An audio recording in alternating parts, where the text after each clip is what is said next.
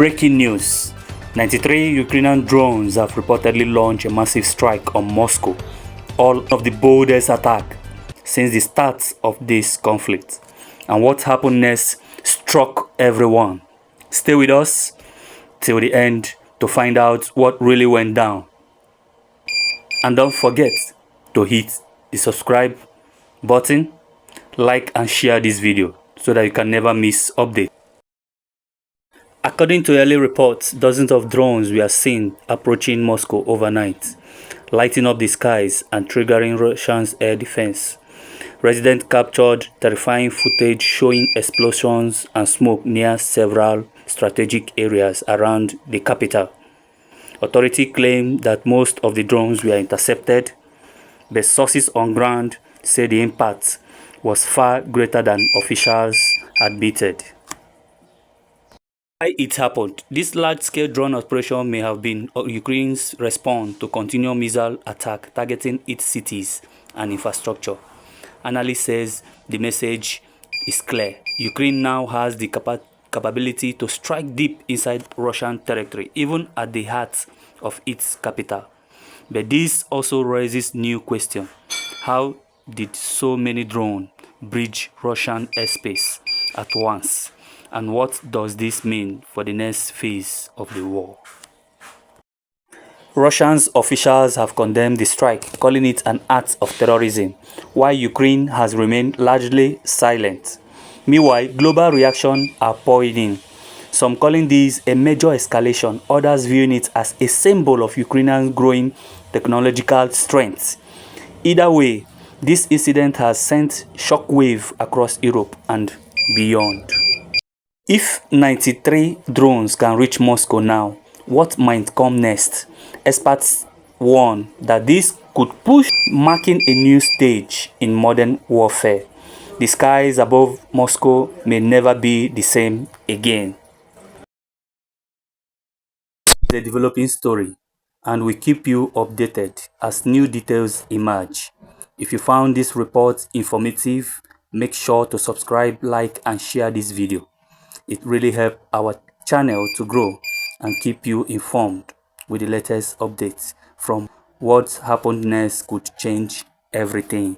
Range missiles and high-flying aircraft, not swarms of small, unpredictable drones flying low to the ground. Pantsir S-1 batteries, designed primarily for shorter-range threats, had difficulty locking onto swift UAVs that appeared from multiple directions. On paper, the Onion defense seemed impervious. In reality, gaps were exposed. The impact was immediate. Airspace was secured around the airports. Hundreds of flights were diverted, and subway lines were suddenly closed. Residents awoke to find missile trucks and radar vehicles stashed in suburban communities. ₹1 billion had been invested in constructing a shield over Moscow, but a pack of low-cost drones exposed its weakness. Even loyal Russian pundits conceded that people had become complacent after years had passed since they faced a direct threat to the capital. Foreign intelligence agencies analyzed the strike closely, describing it as evidence that Russia's defenses could be vulnerable to penetration. For Ukraine, every well-executed operation was a message of strength. For Russia, each violation diminished its credibility and deterrence. Kyiv's calculus was becoming clearer: to expand the battlefield deep inside Russian territory. By targeting transport hubs, radar installations, refineries, and even symbolic locations, Ukraine compelled Moscow to defend a more expansive terrain than it could actually defend.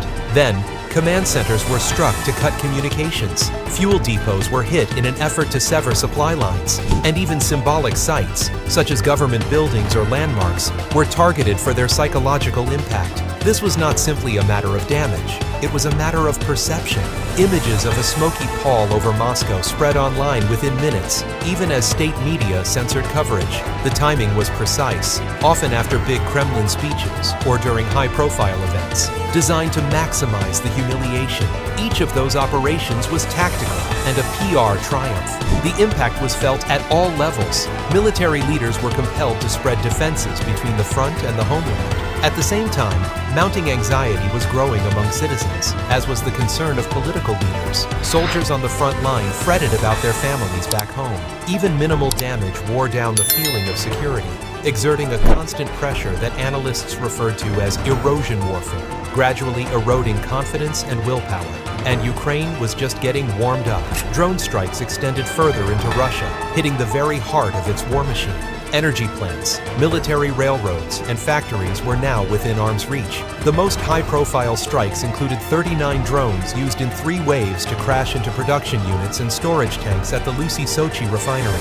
Flames roared for hours, smoke could be seen for miles, and oil export operations via the Black Sea were disrupted. The refinery attack was not a random act of sabotage. It was a deliberate strike at the economic lifeline of Russia. The flow of fuel to Crimea and the southern front had stalled for days. Trains were delayed, convoys were rerouted, and commanders were ordered to ration fuel for tanks and planes. Costs rose, deliveries slowed, and Russian troops could see that shortages would soon make their movement difficult. The strike was a message. Even Russia's rear area infrastructure was vulnerable. It was a realization that rattled the morale of the soldiers. For civilian life, it shattered the illusion that the war was far away. For global markets, the refinery's halt momentarily drove up energy prices and lifted shipping insurance rates in the Black Sea. This was the most potent drone warfare, cheap, adaptable, and disruptively devastating. The refinery strike was just one piece of a broader campaign. Ukrainian strategists sought to destroy Russia's war machine, not just at the front, but at its center. Long-range drones targeted factories, while fast FPV drones hovered close to the ground to evade radar coverage. Some missions employed decoys to divide defenses. Others combined electronic warfare with multi-vector swarms. Every single punch was polished as attackers tested for openings and rerouted. The results piled up. Ammunition plants, power stations, and rail networks were hit. Refineries like Novo-Quebec, which produce critical fuel, were temporarily taken offline. The Samara explosives plant was targeted, as was the Rostov power grid, forcing Russia to divert resources to repairs instead of offensive operations. Rail choke points delayed reinforcements, and fuel shortages delayed the deployment of aircraft and tanks. Ukraine's approach was systematic. Each strike did not just cause casualties, it made Moscow transfer expensive air defense systems from the front lines to its rear. That changed and reduced Russia's capacity to mount offensives in Ukraine, spreading its military even thinner. The pressure was visible on the battlefield. The once mighty 41st Army was a shell of its former self. With entire battalions dissolved, state-of-the-art tanks, such as the T-90M, destroyed or abandoned, the commander elite taken out. The force had been gutted in months of Ukrainian counterattacks and artillery ambushes. Troop movements were less frequent, morale fell, and stores dwindled. The Air Force was dealt similar blows. At the Marinovka Air Base, Ukrainian drones breached Russian defenses and blew up several Su-34 strike fighters, aircraft critical for long-range bombing missions. Satellite photographs showed burned-out hangars and shattered weapons. The loss created gaps in air cover over Russian ground forces, even with reinforcements from other bases. What followed was telling.